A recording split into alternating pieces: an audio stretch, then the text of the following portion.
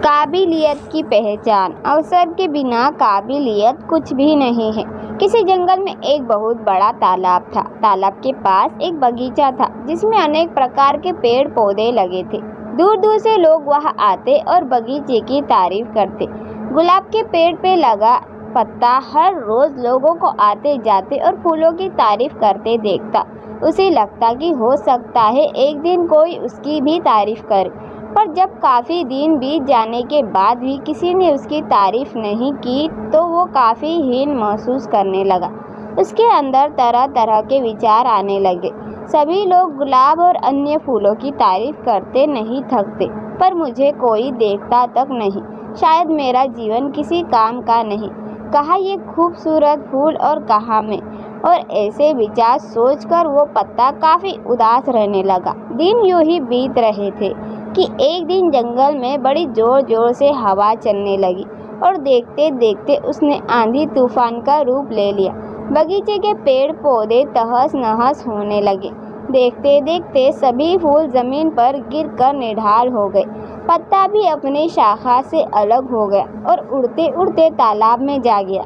पत्ते ने देखा कि उससे कुछ ही दूर पर कहीं से एक चींटी हवा के झोंकों की वजह से तालाब में आ गिरी थी और अपनी जान बचाने के लिए संघर्ष कर रही थी। चींटी प्रयास करते करते काफ़ी थक चुकी थी और उसे अपनी मृत्यु तय लग रही थी कि तभी पत्ते ने उसे आवाज़ दी, घबराओ नहीं, आओ मैं तुम्हारी मदद कर देता हूँ।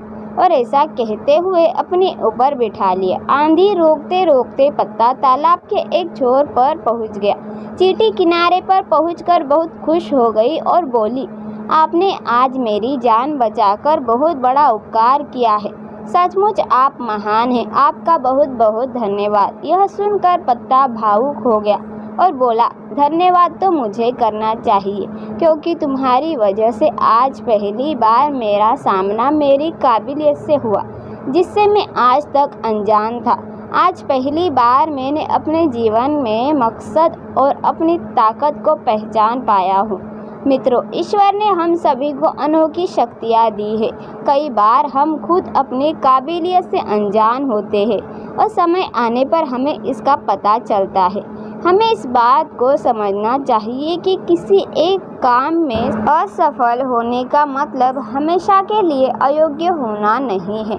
खुद की काबिलियत को पहचान कर आप वह काम कर सकते हैं जो आज तक किसी ने नहीं किया है। दोस्तों, कहानी कैसी लगी कमेंट में ज़रूर बताना।